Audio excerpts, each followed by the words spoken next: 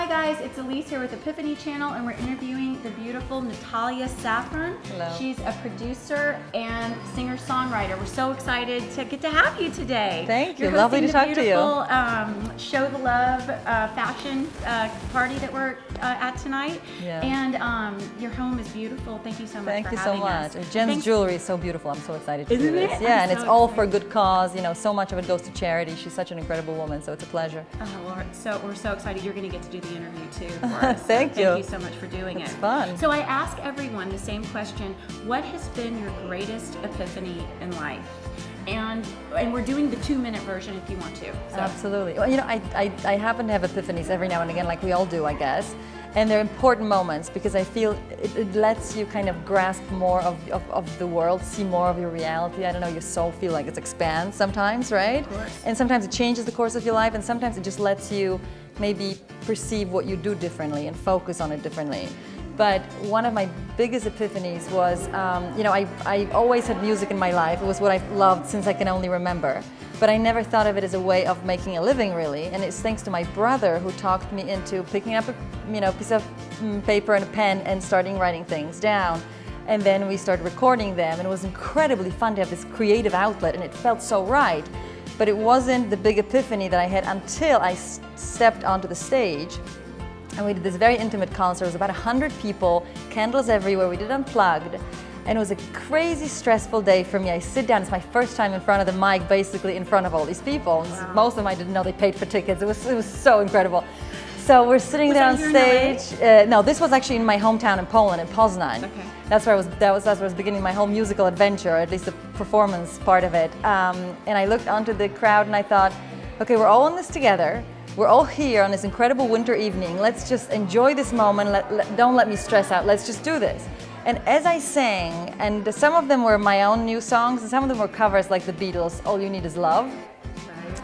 I started singing, and you know, I noticed people's faces changing.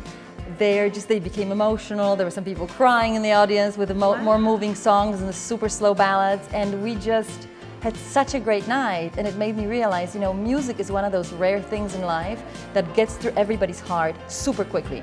Everything else falls off. You have such an emotional reaction. So when you interact with people through music, there's no bullshit. There's just the truth of it, right? And you get to really live it. All of the musical pieces are your own. It's not the author, it's not the singers, it's just anybody's. Whatever you feel, whatever you imagine.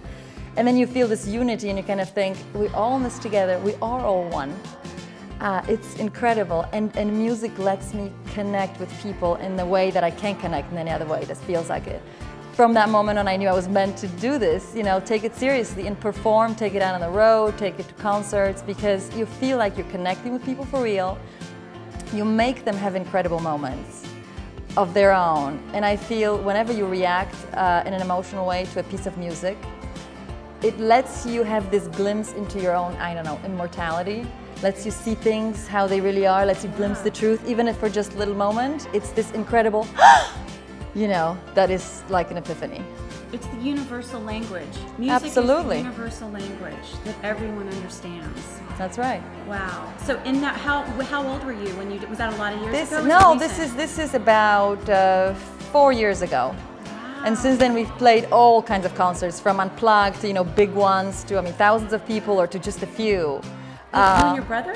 It's me and my brother who write and compose and arrange and produce everything together.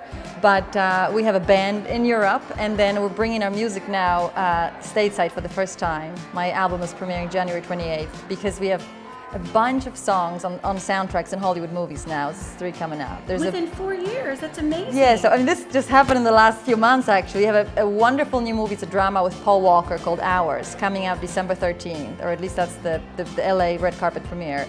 And our song is the only actual song in there besides score, so we're quite excited about that. Wow! And there's a whole, thank you. It's been really exciting. So how has your life changed since you've had this epiphany? Are you? Well, I was able to embrace that whole thing. It's like, okay, I'm doing music. This is really what it is. We have a production company, the Safran company, that produces movies from little indies to big studio films as well. But music is really where my heart has always been, and now I can tell you honestly, that's what I claim as my own. I'm a singer-songwriter. I love it. I let myself use this as the super creative outlet that I think everybody needs in their life. Everybody needs some creative outlet that lets them do something else, you know, even besides their everyday lives. If they need to sculpt, they need to paint, if they need to sing, whatever it is. I just get to be lucky enough to make it my, you know, my living as well. Well, that's what I was going to ask you. The next thing, how do you keep sparks, epiphanies, inspiration in your life? Can you give us any, like, a piece of advice for anyone? You know what? I try to wake up every morning and think, I'm so lucky. Because whatever it is in your life, you know, we all have things to be grateful for, and try to connect with others. I think it's an incredibly important thing to remember and always be mindful of. Even if you're having a bad day, even if people are making you crazy, starts with your family, be there for them, love them, and then it expands to your friends and everybody else you encounter. You know, there's this movie that just so resonated with me, Into the Wild, with Emile Hirsch, and his character. Yeah. I didn't even love the movie as I watched it. I thought it was such a downer. And then it stayed with me ever since I watched it. There's one of the ending scenes where you know, he puts it on a piece of paper and he writes, the guy who's been a loner all his life and trying to avoid people, he writes down, you know, happiness is only really true if shared with others. So if you're mindful of that, you're a little more forgiving of people, you let just yourself step out of situations that are not pleasant maybe, and just relax and just go for it. I think that's the only way to do it. And the more risks you take and uncomfortable situations you put yourself in, if you want to pursue something, go for it. That'll open your mind up, and you'll end up in situations that you might not have expected, but they'll make you be so much wiser and see things in so much broader way than before.